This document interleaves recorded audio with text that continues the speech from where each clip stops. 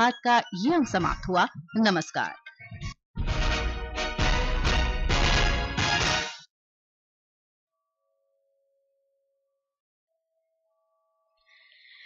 Akashvani presents Morning News.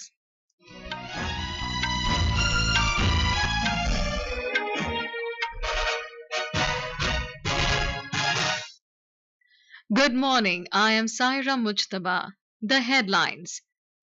Global services from airlines to healthcare slowly recovering after massive IT outage world over. Indian financial and payment systems remain largely unaffected from Microsoft services outage. India reaffirms close bonds of friendship with Bhutan, promises firm commitment to further strengthen bilateral ties. Bangladesh imposes nationwide curfew and deploys military as death toll crosses 100 in anti-quota protest. And in Women's Asia Cup T20 cricket, India beat Pakistan by 7 wickets in their opening game at Dambulla in Sri Lanka. And in Swedish Open tennis, Rafael Nadal to face Due Adjukovic in men's singles semifinals at Båstad today.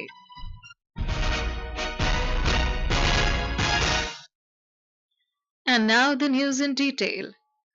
Multiple services ranging from airlines to healthcare around the world are slowly recovering after a massive IT outage affected computer systems for hours yesterday. Millions of people around the globe were affected by widespread Microsoft software outage. Businesses, banking services, hospitals, and airline operation were among the worst hit after US cybersecurity firm CrowdStrike issued a faulty software update which affected Microsoft Windows operating system, rendering devices around the world inoperable. Microsoft CEO Satya Nadella said in a social media post that they are working closely with CrowdStrike and across the industry to provide customers technical guidance and support to bring the systems back online safely. CrowdStrike's CEO apologized for the disruption and said a fix has been issued. He admitted that it will take some time before all systems were back up and running. Some airline services are beginning to return to normal. Over 5,000 flights were cancelled worldwide following the IT outage. In India, numerous flights were either delayed or cancelled. Flight operations at Indira Gandhi International Airport were also affected due to the issue. Flight operations of about 30 services of various airlines were also disrupted at the Rajiv Gandhi International Airport in Hyderabad due to global outage. Minister of Electronics and Information Technology Ashwini Vaishnav has said that the government is in touch with Microsoft and its associates regarding the global outage, which in turn is actively working with impacted entities. In a social media post, Mr. Vaishnav said Indian Computer Emergency Response Team (CERT-IN) is coordinating with Chief Information Security Officers or CISOs of critical infrastructure entities. He added that all impacted entities are working to bring up their systems and in many cases systems are partially up. Meanwhile, the Indian financial and payment systems remained largely unaffected by the Microsoft services outage. The Reserve Bank of India in a statement said that overall the Indian financial sector in its purview domain remains insulated from the global outage. National Payments Corporation of India Chief Executive Dilip Asbe said the country's payments architecture, including the widely popular Unified Payments Interface, has been unaffected. The ecosystem development in Uttarakhand will now be assessed through the Gross Environmental Product or GEP Index. Chief Minister Pushkar Singh Dhami launched the GEP Index in Dehradun yesterday. He said that now GEP can also be released along with GDP in the state.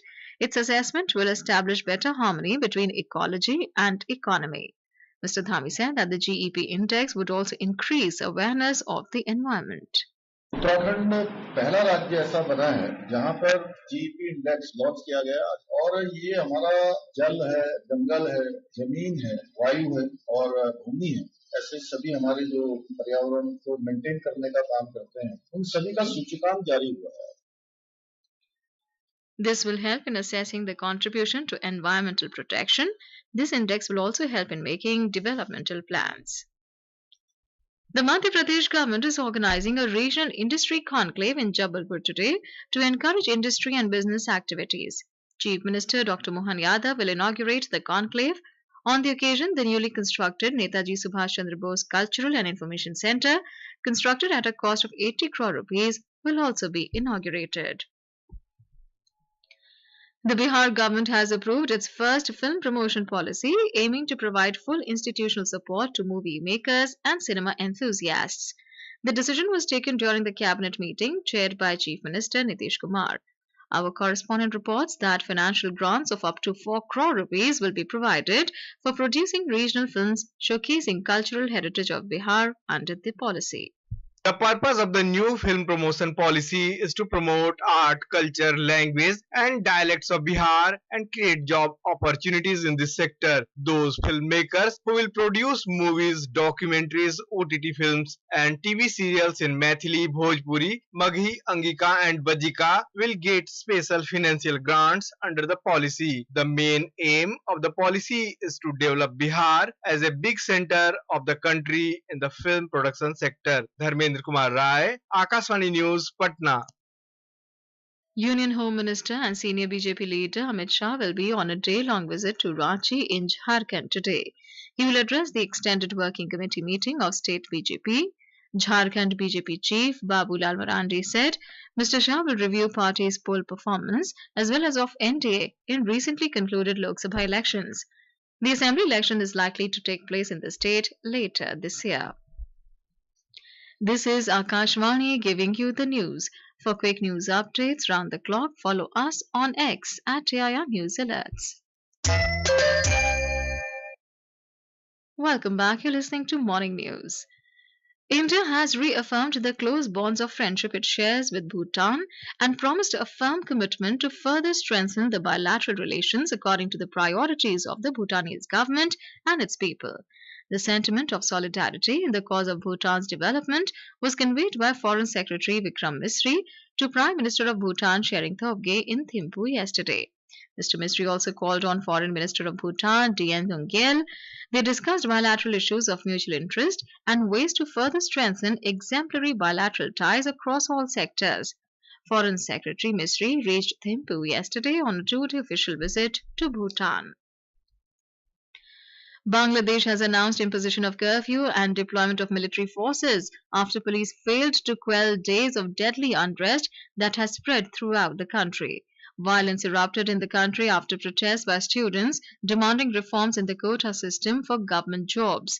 The clashes between student demonstrators and police have killed at least 105 people so far, posing a momentous challenge for Prime Minister Sheikh Hasina's government after 15 years in office. Talking to media, Ms. Hasina's press secretary, Naeemul Islam Khan, said the government has decided to impose curfew and deploy the military in aid of the civilian authorities. Police in the capital city of Dhaka yesterday banned all rallies, processions and public gatherings, a first since protests began, in an effort to forestall more violence. Police Chief Habibur Rahman added the move was necessary to ensure public safety. As a result of the unrest, television news channels in Bangladesh are off air, telecommunications has been disrupted, and many newspaper websites and social media accounts are inactive. Mobile internet has also been temporarily suspended in the country in the wake of the protests. Meanwhile, briefing media in New Delhi yesterday, External Affairs Ministry spokesperson Randhir Jaiswal said the ministry has urged Indian nationals in Bangladesh to follow the advisory issued by the High Commission in Dhaka. We have issued a travel advisory for people to be in touch with the High Commission and for us to render any assistance that they may need. External Affairs Minister is himself monitoring the situation. The High Commission will be giving regular updates on the situation there. Prime Minister Narendra Modi has expressed sadness at the passing away of Vietnamese leader Nguyen Phu Trong. In his message, Mr. Modi said, India stands in solidarity with the people and leadership of Vietnam in this hour of grief. The General Secretary of Vietnam's ruling Communist Party, Nguyen Phu Trong, who was considered as the country's top leader, died yesterday. He was 80 years old. The Indian Meteorological Department (IMD) has forecast extremely heavy rainfall over Gujarat, Konkan, Goa, coastal Karnataka and south interior Karnataka today. More from our correspondent.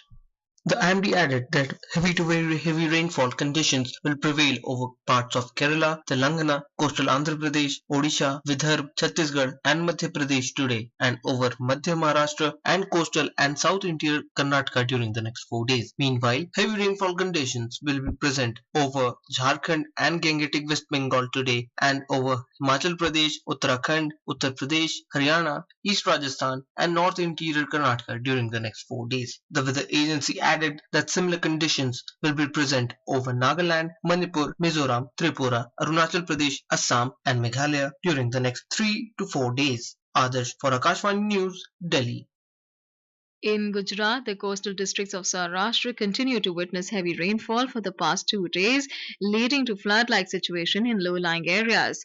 Our correspondent reports that Devbhumi Dwarka and Porbandar were worst affected districts, recording more than 20 inches of rainfall in the last 36 hours. Our correspondent has the details. Nearly 57 villages have been affected by the floods in the state. State Relief Commissioner Alok Kumar Pandey said 10 teams each of NDRF and SDRF have been deployed in flood-affected districts. He said 45 people stranded in floodwater were rescued, while around 400 people living in low-lying areas were shifted to safer locations. More than 200 roads, including 9 state highways, have been affected due to rains. 13 dams in the state have been put on high alert. Meanwhile, IMD has issued red alert in 9 districts of Saurashtra and South Gujarat, including Porbandar, Gir Somnath and Surat. Aparna Khund, Akashvani News, Ahmedabad. In Women's Asia Cup T20 cricket, defending champions India beat Pakistan by 7 wickets in their opening game of the tournament at Dambulla in Sri Lanka last evening. Chasing a target of 109 runs, Indian Eves overhauled the score with 7 wickets in hand and 35 balls to spare. Indian opener Smriti Mandhana with 45 runs and Shefali Verma with 40 runs made valuable contribution for women in blue. Earlier, opting to bat first, Pakistan were all out at 108 runs in 19.2 overs. Deepti Sharma capped 3 wickets by giving away just 20 runs. She was adjudged player of the match. India will next take on UAE tomorrow. India clinched the last Women's Asia Cup in 2022 and holds a record of 7 Asia Cup titles overall. In Swedish Open tennis, Spaniard Rafael Nadal will face Croatian Duje Adjukovic in the men's singles semi-finals at Båstad in Sweden today. Nadal stormed into the last 4 after beating Argentina's Mariano Navone in a grilling 4-hour thriller. The 22-time Grand Slam champion won the match 6-7, 7-5, 7-5. In other semi-finals fixture, Argentinian Tiago Agustin Tirante will face 7-seeded Nuno Borges of Portugal. India Post has advised people to plan their Rakhi shipments by the 31st of July in order to ensure the timely receipt of Rakhis to their loved ones. It had advised people to follow some do's and don'ts to navigate the complexities of international mailing and minimize the likelihood of delays and customs-related hitches. People should accurately disclose the contents of the package on the customs declaration form to expedite the clearance process. And now for a look at today's newspapers, it's over to Shefali Singh. Thank you, Saira. Microsoft outage and its repercussions felt across sectors is the leading headline of all dailies. India among major nations hit by Microsoft outage, flights, banks, media outlets disrupted globally. Indian aviation sector affected, writes the Pioneer. While Business Standard writes, Microsoft global outage disrupts aviation in India. And the Asian Age headlines, global tech outage hits flights, airport operations, hospitals in India. Centre to introduce 6 new bills in Parliament, writes the Pioneer. Supreme Court to look at immunity to governors under Article 361, reports the Indian Express. UPSC moves to cancel Pooja Khedkar's selection, citing gross anomalies, writes the Statesman. And the Hindu writes, expectations rise towards Indian contingent's best tally in the Paris Olympics and Paralympics. And with that, it's back to you, Saira. Thank you, Shefali. And now, before we end the bulletin, the headlines once again. Global services from airlines to healthcare slowly recovering after massive IT outage world over. Indian financial and payment systems remain largely unaffected from Microsoft services outage. India reaffirms close bonds of friendship with Bhutan, promises firm commitment to further strengthen bilateral ties. Bangladesh imposes nationwide curfew and deploys military as death toll crosses 100 in anti-quota protest. In Women's Asia Cup T20 cricket, India beat Pakistan by 7 wickets in their opening game at Dambulla in Sri Lanka. And in Swedish Open tennis, Rafael Nadal to face Due Adjukovic in men's singles semi-finals at Boston today. For details of these stories and more, log on to our website www.newsonair.gov.in and News on AIR app. And with that, we end the morning news. Have a great day.